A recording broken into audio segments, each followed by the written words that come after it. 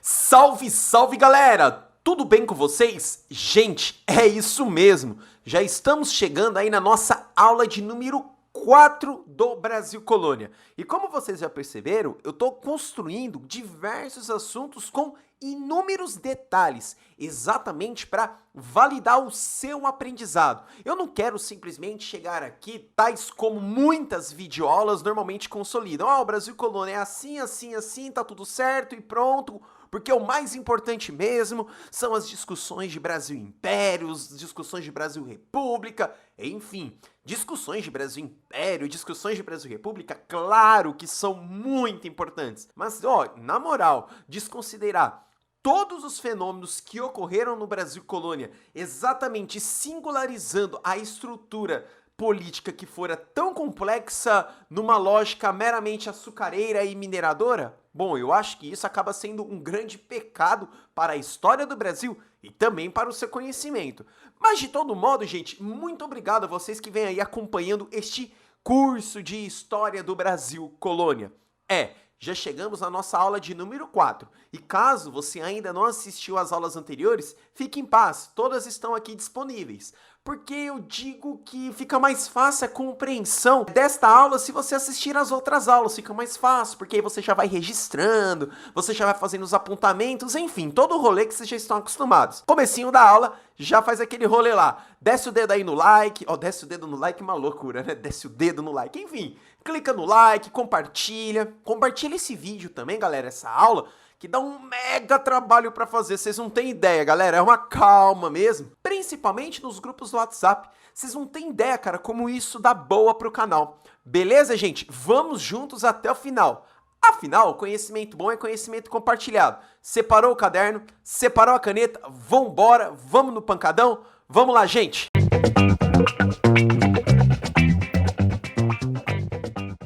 Galera, vou dar uma colherzinha de chá pro pessoal que tá um pouco perdido. Nós já estamos aí na nossa aula de número 4 e provavelmente uma galera falou: meu Deus, eu não vi nem aula 1, 2, 3, onde eu vou? O que eu vou fazer então neste primeiro momento da aula? Uma pequena revisão. Nós estamos discutindo o Brasil Colônia, mas para discutir Brasil Colônia é muito importante entender todos os contextos que levaram, por exemplo, Portugal a chegar no Brasil. Quando a gente simplesmente atribui a chegada de Portugal naquele discurso extremamente simplista, Portugal, Pedro Álvares Cabral errou o caminho e aqui chegou, nós estamos desconsiderando todos os percalços da expansão marítima portuguesa para que viesse a consolidar a sua estrutura colonial, a estrutura da coroa aqui no território brasileiro. Para tanto, nós temos que entender que nesse processo de entrada do mercantilismo, pelo qual as grandes navegações se consolidou, essa troca constante, sobretudo no comércio com as Índias, isso só foi possível devido a uma crise que o continente europeu vinha passando desde o fim da Idade Média.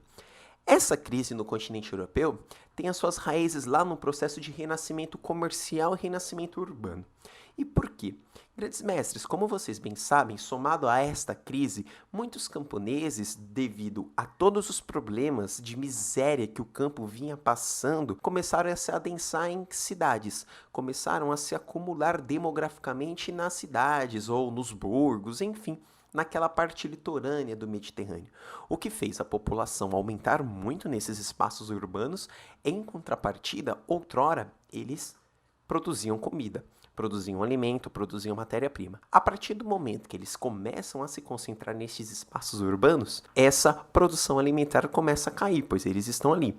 Essa crise na Europa vai fazer com que muitos europeus, ou melhor, poucos países, tais como Inglaterra, Portugal, Espanha, comecem a desbravar, descobrir novas terras. Quando a gente põe descobrir novas terras ou achar novas terras, enfim, esse contexto, essa discussão é extremamente interessante, tem um pressuposto básico muito claro aí, que na verdade é descobrir novos territórios, achar novos territórios para garantir mão de obra, para garantir sobretudo recursos, matéria-prima para a manutenção principalmente das monarquias europeias, que basicamente se alimentavam dessa estrutura de exploração. Então essa expansão marítima comercial tem esse pressuposto básico dado a esta crise que o continente europeu vinha passando. Para além disso tudo, também vinha aqueles discursos das fantasias. O europeu por si só queria saber o que tinha para além do horizonte que o mar nos impunha. Para além do horizonte que o mar impunha a eles, né? Não nos impunha, que o mar impunha a eles. Então tinha esta fantasia. Tanto é verdade que quando Colombo chega na América, ele diz em seus relatos ter visto sereias, ter visto homens de um olho só. E, inclusive, são discursos bastante eurocêntricos, desconstruindo uma população que não seja europeia. Aliás, a história da Europa sempre atribuiu esse caráter, para quem não é europeu, para quem não é homem branco, de estranheza. A gente já viu isso com os povos bárbaros, por exemplo, no Império Romano. Como eles não conseguiam definir, então eles falavam, são povos que não conhecem a civilização, são povos perigosos, enfim. E aí da mesma modo que quando eles chegaram no Novo Mundo, na América, eles também tinham essa atribuição, homem de um olho só, pessoas estranhas, reinos fantásticos, enfim. Uma coisa que vai consolidar essa grande expansão marítima de Portugal vai ser principalmente 3 elementos. A princípio, as especiarias e o ouro. O ouro era uma moeda bastante estável e por isso desse grande valor, as especiarias, os condimentos, os temperos, muito comercializados da Índia e posteriormente, de maneira bastante triste, a escravidão. Lembrando que para muitos eles colocavam a escravidão como um instrumento de voz. Esses elementos, tanto das especiarias quanto do ouro e dos escravizados, fizeram com que Portugal, principalmente, viesse traçando todo o contorno do continente africano até Bartolomeu Dias cruzar ali o Cabo das Tormentas, o Cabo da Boa Esperança e, posteriormente, Vasco da Gama finalizar a viagem até a Índia. Muito bem.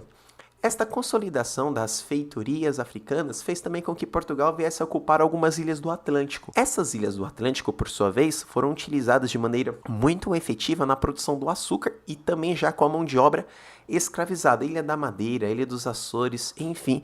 E foram essas ilhas do Atlântico que criou condições para que Portugal continuasse cada vez mais expandindo o seu comércio, tanto que a gente sabe da Escola de Sagres, o desenvolvimento das caravelas, o desenvolvimento de técnicas de marear, a organização dos quadrantes cartográficos, da latitude, da longitude. Como vocês bem sabem, dado todo esse contexto, Pedro Álvares Cabral chega no Brasil em 1500.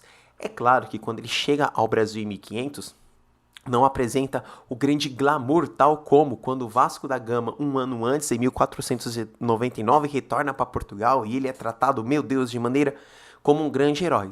Mas aqui ele chegou.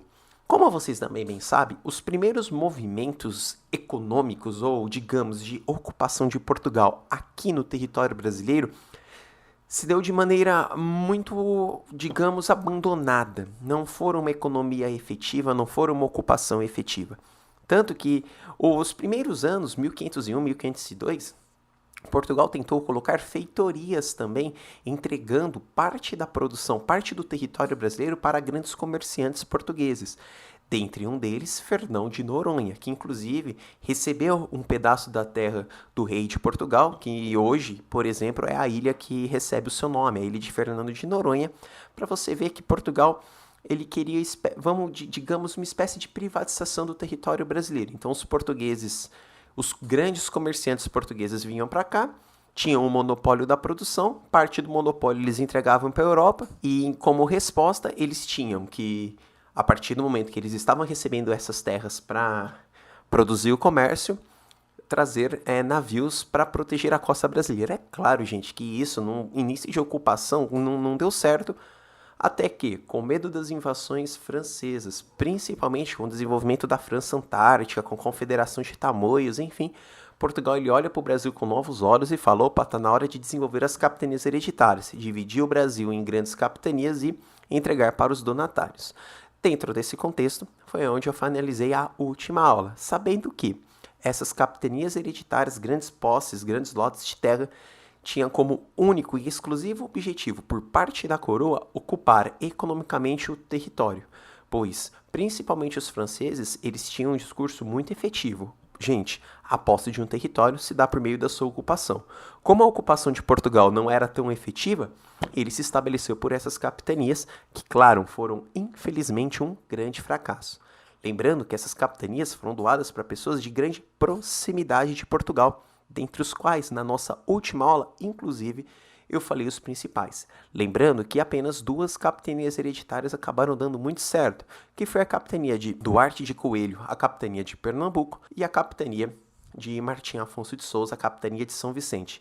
As outras capitanias, dado a sua grande extensão e as dificuldades administrativas, foram um grande fracasso. Bom, gente, como vocês podem observar, a organização política inicial do território brasileiro se deu por espécies de puxadinhos. Então, a grande casa era o Brasil, e aí, de acordo com a necessidade de ocupação, eu vou criando um puxadinho, nenhuma política de grande organização. Até que chegamos finalmente nesta aula 4, onde Portugal vai passar a olhar o Brasil com um olhar, digamos, diferente. Um olhar onde eu posso, de fato, consolidar e lucrar mais ainda o que eu já vinha lucrando.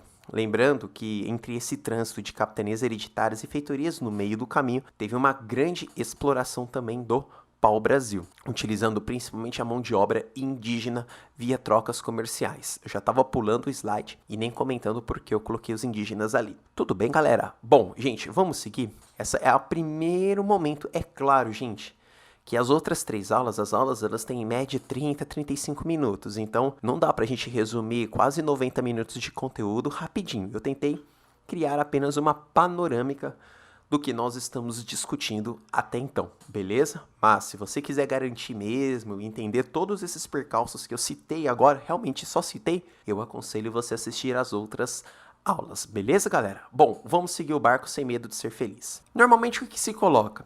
A falta de ocupação efetiva de Portugal no território brasileiro, principalmente com os interesses franceses, fez com que Portugal desenvolvesse as capitanias hereditárias. Tá certo isso? Sim, tá certo. Mas, para que Portugal viesse a desenvolver essas capitanias hereditárias aqui no Brasil, outros vários elementos estavam a acontecer a nível internacional.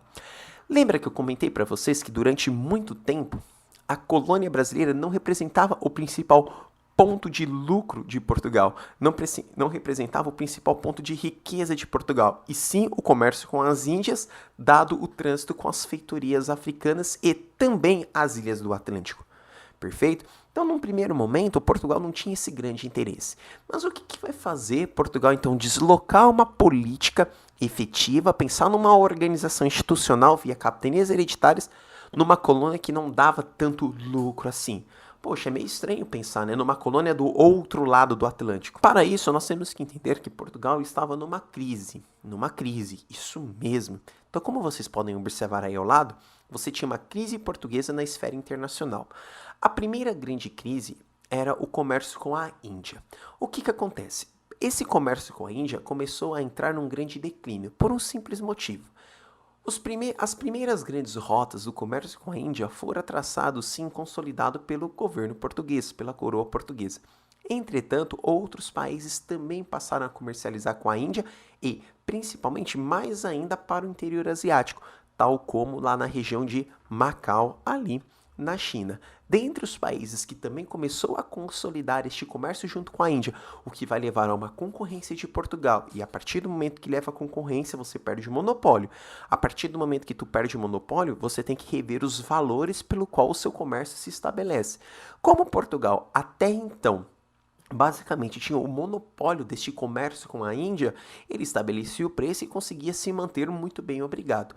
Entretanto, quem vai entrar em cena? Principalmente a Inglaterra e também, vindo aí pelas beiradas, por exemplo, a Holanda.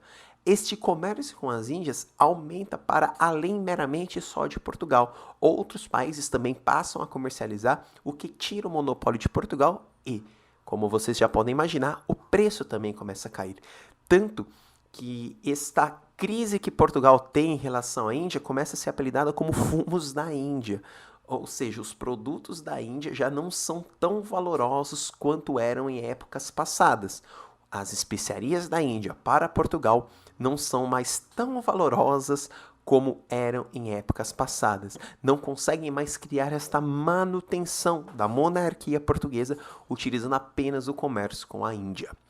Como vocês bem sabem, Portugal e Marrocos, Portugal e muçulmanos sempre tiveram atritos. Aliás, a formação do Estado português se dá exatamente pela reconquista do território, onde hoje é Portugal, dos mouros, dos muçulmanos. E outra coisa também, que em 1437 vai ter o grande desastre, vai ter uma guerra entre Portugal e Marrocos. Por quê? O que acontece? Portugal tinha conquistado a cidade de Ceuta, no norte de Marrocos, ali próximo do Estreito de Gibraltar. A partir do momento que Portugal havia conquistado essa cidade de Ceuta, abriu interesses para que o governo português interiorizasse mais ainda Marrocos. Afinal, o grande sonho de Portugal, e isso, gente, antes mesmo de consolidação de Brasil, a gente está falando de 1437, era criar um grande império português no continente africano, uma vez que, basicamente, Portugal estava no litoral, e o grande interesse de Portugal era interiorizar. Como Portugal já havia conquistado essa cidade de Ceuta, apareceu esse interesse.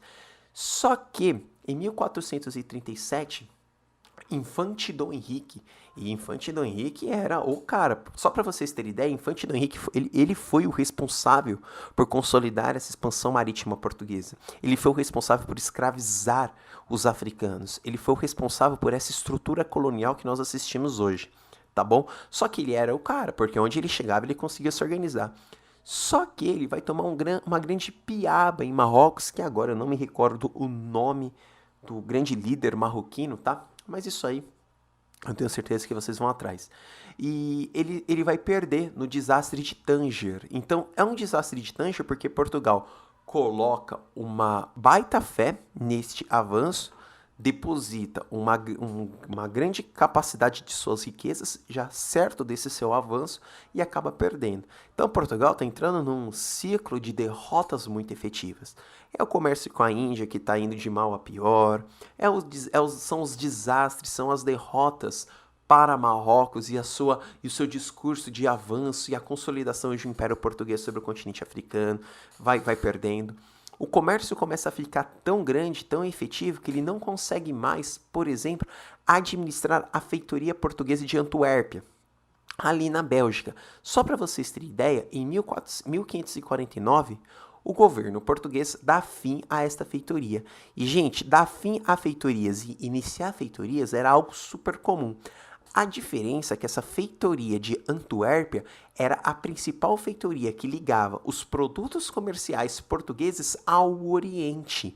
Perceberam? E por que se dá fim a esta feitoria?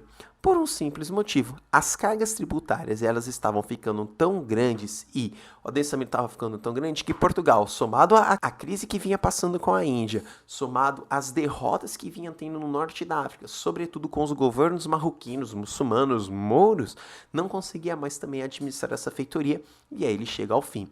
Então perceba, ele está sofrendo inúmeras derrotas e aí você começa a entender que não foi só o medo de perder o território brasileiro para os franceses, não fora só esse descuido com os primeiros anos de colonização que vai fazer Portugal consolidar as capitanias hereditárias aqui no Brasil.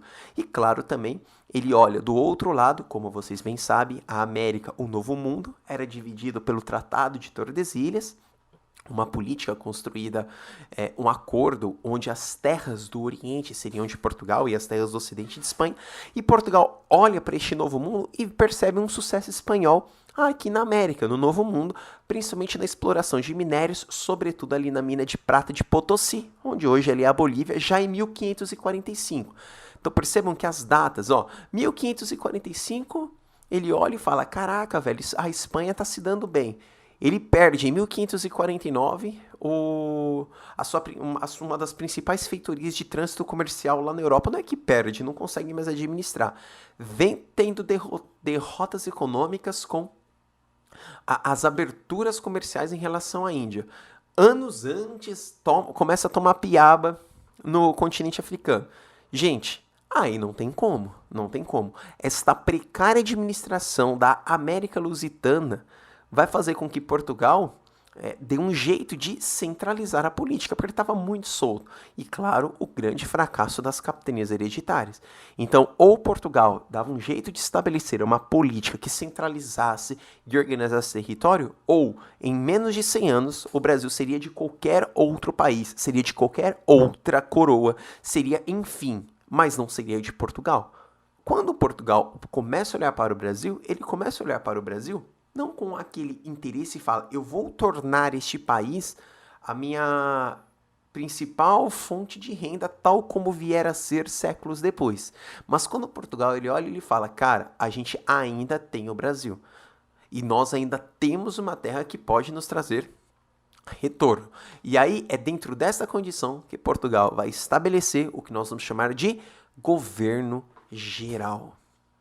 O lance do governo geral, grandes mestres, ele foi um importante, mas assim, não é que ele foi um importante. Ele foi um importantíssimo passo na organização e administração da colônia. Se não tivesse estabelecido esse governo geral, o Brasil seria de qualquer outra coroa, tal como eu vinha falando aqui para vocês. Então, como foi? O primeiro governador geral foi Tomé de Souza, um grande fidalgo, sisudo, sabe? Sisudo, um militar também de prestígio. Lembrando que, gente, tudo que se vinculava à coroa portuguesa, você tinha que estar próximo. E isso você pode assistir, por exemplo, com Pedro Álvares Cabral, que era um outro fidalgo. Gente, fidalgos, só para vocês terem ideia, é uma colocação portuguesa de pessoas que eram próximas da nobreza, ou próximas, ou nobres, enfim, pessoas finas, não era qualquer um. Beleza? Tomé de Souza, então, ele é incumbido pelo rei de Portugal, Dom João, a vir para o Brasil. Só que antes dele chegar aqui no Brasil, ele escreve um regimento, que é o Regimento de Tomé de Souza. Esse Regimento de Tomé de Souza eram algumas estruturas que teria como objetivo garantir a posse do território brasileiro e começar a organizar esta colônia. Para muitos, este Regimento de Tomé de Souza, para muitos, é uma espécie de primeira Constituição do Brasil, tá bom? É uma espécie de primeira Constituição. Lembrando que Tomé de Souza ele vai chegar aqui no Brasil em 1549, no mesmo ano, por exemplo, da fechada de Antuérpia, da fechada do entreposto português de Antuérpia. Então você repara que está tudo muito ligado. Esse regimento, então, ele tem como objetivo, como eu mesmo mostrei para vocês, garantir a posse e organizar as rendas da coroa. Inclusive, olha que curioso, é neste regimento que vai dar a consolidação da capital do Brasil Colônia, que vai ser a consolidação de Salvador. E por que do nome Salvador? Porque dentro do regimento tem uma frase muito interessante que eu vou fazer a leitura aqui para vocês. Fazer uma fortaleza e uma povoação grande e forte, em um lugar conveniente para daí se dar favor e ajuda a outras povoações e se ministrar justiça. Perceberam? E aí nesse contexto de 1549 é onde Salvador é criado. Perceberam? Então ele vem para cá. E aí é curioso que quando ele chega no Brasil, ele vem junto com 1000 pessoas, ou seja, Portugal realmente falou, é agora ou nunca. Agora a gente vai centralizar essa política. Só que repara, 1549, em outras palavras, 5 décadas depois já da ocupação portuguesa. 5 décadas depois da ocupação portuguesa, já 2 décadas depois da grande política das capitanias hereditárias. Repararam que Portugal não estava muito preocupado, então demorou muito tempo para Portugal criar uma política, criar uma centralidade constitucional no território brasileiro, digamos assim. Beleza? E aí vem 1000 pessoas, e dessas 1000 pessoas vem 400 degradados. 400 degradados, presos, exilados de Portugal, enfim, para também recomeçar a sua vida aqui no Brasil. Eu coloquei isso exatamente porque tem muitas pessoas que desconhecem da história do Brasil e normalmente viram e falam, o Brasil ele só é desse jeito porque Portugal enviou bandido, enviou ladrão, enviou quem não prestava aqui, diferente de outros lugares. Não, grandes mestres, porque para se compreender o que é um criminoso e um bandido, depende da lei da época e não necessariamente a gente precisa de ligar a essa essência de bandido ou criminoso a uma pessoa má. Normalmente a gente imagina na nossa cabeça, o criminoso, aquele cara perigoso que vai sequestrar, vai matar, enfim. Mas não. Se você pegar, por exemplo, então as 13 colônias que vieram a ser depois dos Estados Unidos, foi formado só por protestantes, que para a Inglaterra basicamente eram todos criminosos. Então, é uma estrutura formada de criminosos. E olha o que são os Estados Unidos. A gente também tem que ter essa relação. Por isso que eu fiz questão de construir isso. Você põe 1000, galera, então 40% da galera que veio junto com Tomé de Souza eram degradados. Portugal não queria. E ele veio para centralizar e estruturar a política brasileira. Num primeiro momento, esta política ela até vai dar certo. A gente já vai discutir aqui para vocês. Bom, galera, esta é a fotografia, aliás, esta é a pintura de Tomé de Souza, repara, bem sisudo, mas enfim, toda uma relação fidalga, digamos, o primeiro governo geral do Brasil, com esta estrutura bem clara de garantir a posse do Brasil. Não só garantir a posse do interior brasileiro, também como garantir a posse do litoral, estruturar esse país, afinal, já se havia passado 5 décadas e até agora nada, beleza? Vamos lá. Com o governo geral, alguns cargos foram criados. É aquilo. Repare, é a estrutura política brasileira, a burocracia da política brasileira começou a ser criada com esse governo geral. Então vamos criar cargos. E aí vai se criar o cargo de ouvidor, que vai ter como referência, ou vai ter como incumbência a administração da justiça brasileira, uma vez que ele veio junto com o regimento de Tomé de Souza. Este regimento de Tomé de Souza deveria ser cumprido, deveria ser assinado, deveria ser reconhecido.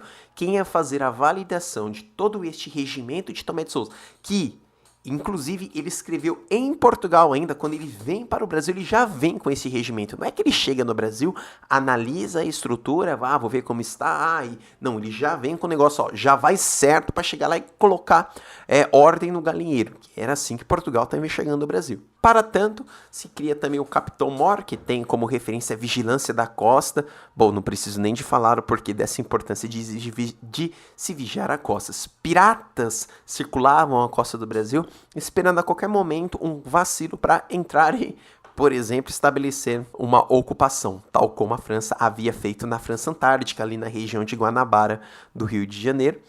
Outro cargo também que fora criado, o cargo de provedor-mor, controle e crescimento da arrecadação. Então, olha só, ele tinha a função de controlar e fazer a arrecadação crescer. Uma espécie de ministro da Fazenda ou ministro da Economia, beleza? Então, as estruturas estavam montadas, estrutura de justiça, estrutura de administração política e arrecadação, pressuposto básico da consolidação de um Estado. Percebam? E aí é muito interessante que o historiador Vitorino Magalhães Godinho, e aí eu trago essa relação para vocês também perceberem o porquê Portugal não tinha essa preocupação tão efetiva com o Brasil. Mesmo assim, ainda mandou um governo geral, enfim, para se organizar isso aqui. Porque olha o que ele põe. A arrecadação proveniente do Brasil. Então, a arrecadação que a coroa portuguesa tinha do Brasil correspondia a algo em torno de 2,5% das rendas da coroa, enquanto o comércio com a Índia correspondia a 26%. Então, gente,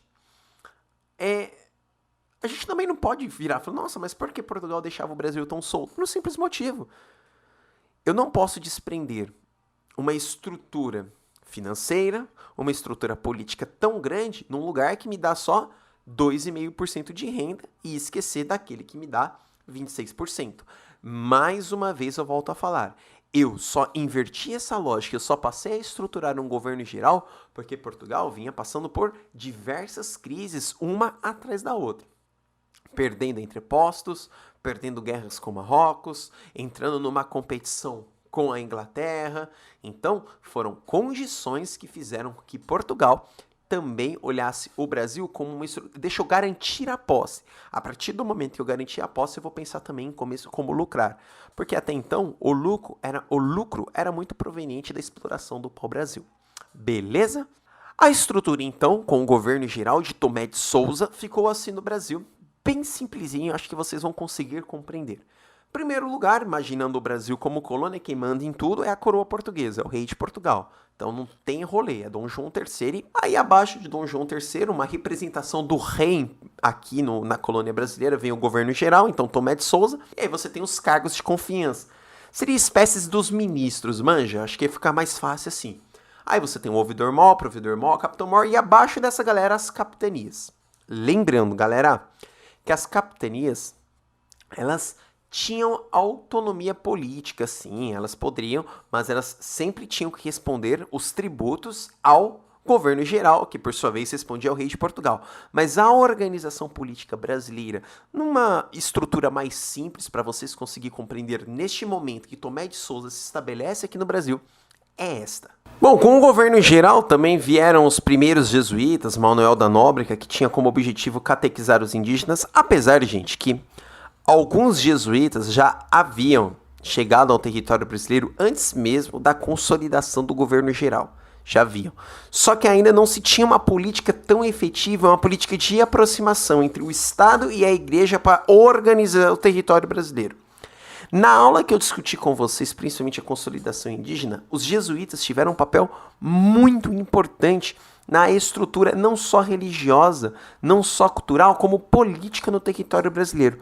Pois foram eles, por exemplo, que separaram esses discursos de bom índio, de mau índio, e criaram condições para a abertura da escravidão africana aqui no território brasileiro. Beleza? Afinal, os jesuítas também, ao chegar aqui no Brasil, tinham uma incumbência de melhorar a má fama que o Brasil, que a colônia tinha. Afinal, a galera olhava pro Brasil e falava, nossa, tá sabendo lá da colônia, do Brasil? Meu Deus, lá as pessoas andam peladas, casa do jeito que quer, faz o que quer, ninguém dá conta de nada, é uma zona que então eles tinham esse objetivo de melhorar a má fama. Mas lembrando que a má fama era construída sempre com referências eurocêntricas, tá bom?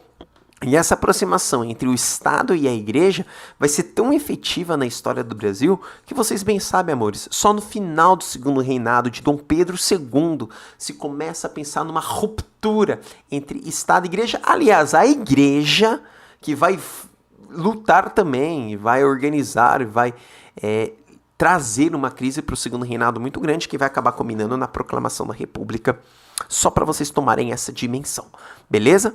Tá aí, fotinha do Manuel de Nóbrega. Fotinha não, né? Uma pintura. Enfim, é o pacotão dos jesuítas. Manuel de Nóbrega ou José de Anchieta. Enfim, tá bom? Olha só que interessante.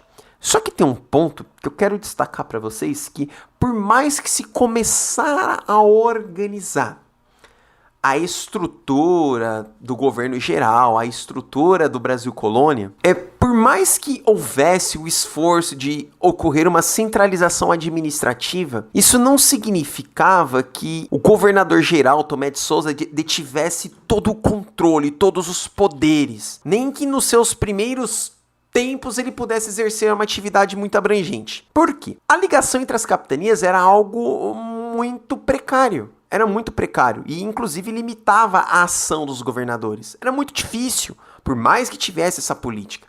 E aí, em 1552, escrevendo ali da Bahia aos irmãos Coimbra, o padre Francisco Pires, ele escreve o seguinte: às vezes passa um ano e não sabemos uns dos outros, por causa dos tempos e dos poucos navios que andam pela costa, e às vezes se veem mais cedo os navios de Portugal que das capitanias. Ou seja, era mais fácil você conversar com Portugal do que conversar entre as capitanias, porque não tinha relação.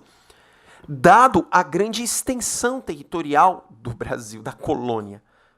Então era muito difícil, por isso que para além de mesmo com toda essa organização, os primeiros anos ainda não se deu como uma estrutura efetiva, tal como Portugal pensava. Só para vocês terem ideia, o próprio padre Nóbrega, ou Manuel da Nóbrega, ele, uma vez,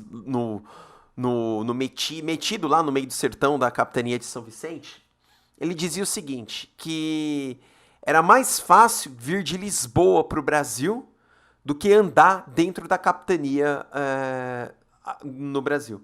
Para pensar que loucura. Ou seja, era mais fácil uma notícia chegar de Portugal do que eu receber uma notícia da própria capitania. E que de fato era sim. Então percebam o quanto Portugal foi e voltou. Foi e voltou. Mas é assim, esse governo geral, digamos que ele vai consolidar a posse de Portugal aqui no Brasil. Mas eu acho que isso é assunto para a nossa próxima aula, não é não? Bom, galera, muito obrigado. Gente, que assunto, velho. Vocês perceberam quantos detalhes se tem da história do Brasil colônia? Eu tô há 4 aulas com vocês e eu ainda não virei o século, cara.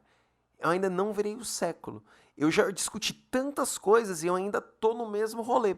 Mas vocês perceberam que para Portugal consolidar a estrutura política aqui no Brasil não fora apenas o fracasso das capitanias. Tanto que quando Portugal tenta trazer o governo de Tomé de Sousa, tinha um objetivo muito claro, dar uma ressuscitada nessas capitanias, mas enfim, tava tão ruim o negócio que mesmo com ele acabou não dando certo, mas a gente vai discutir isso na próxima aula. Mas vocês perceberam que não dá pra gente singularizar. Aí vem aquela questão, por exemplo, no vestibular, que pede para você ampliar essa capacidade de análise. Como você tem uma resposta muito fechada, você não consegue perceber isso. Só que é o que eu sempre venho falando, galera. A ideia que eu venho construindo aqui no meu canal não é só construir, fazer com que você se dê bem no vestibular, no Enem. Pô, fico felizão, cara, se isso vier a acontecer. Claro que eu vou ficar feliz. Mas eu também tenho um objetivo também de trazer a história do Brasil por outros detalhes, ampliar as discussões, porque a história do Brasil por muitas vezes é abandonada. Às vezes a gente sabe mais da história da Europa do que da nossa própria história. Beleza, galera? Muito, muito, muito obrigado. Gente, é aquilo. Se inscreva no canal, compartilha. Ó, pedi no começo, aí dei toda a aula. Em momento algum fiquei pedindo para você se inscrever. E é o que eu falo. Falei na última aula. Se tu conseguiu chegar... Cara, você passou de meia hora de vídeo, alguma coisa esse vídeo prestou para você. Não sei se foi um vídeo legal, se foi um vídeo ruim. Mas, cara, curte. É um trabalhão construir esses vídeos, não é simples assim, cara, você liga a câmera e sai falando. Não, eu tento organizar toda uma estrutura de raciocínio didático para vocês. Beleza, galera? Gente, é aquilo, né? Vou chamar o meu produtor, ele adora participar, ele adora o final. Você quer ver? Ele até falou, papai, quando você terminar, você me chama, quer ver? Matheus! Ó, tá chegando. Vem cá! Papai chegou no fim da aula. O que você vai falar agora? Calma aí. Calma. Olha, ele tá todo descabelado. O que você vai falar? Juntos somos mais fortes. Muito bem. Aí, o pessoal que viu a aula do papai, o que eles têm que fazer no canal? Se inscrever, compartilhar e curtir. Um beijo, galera. Juntos sempre seremos mais fortes. E aí? Até o próximo vídeo. Isso, até o próximo vídeo, não, próxima aula. Tchau, tchau. Até a próxima aula. Tchau, tchau. Pronto, filho, participou. Ele falou assim, papai, na hora que você terminar, você me chama. Galera, muito obrigado, tá? Tchau, tchau, gente.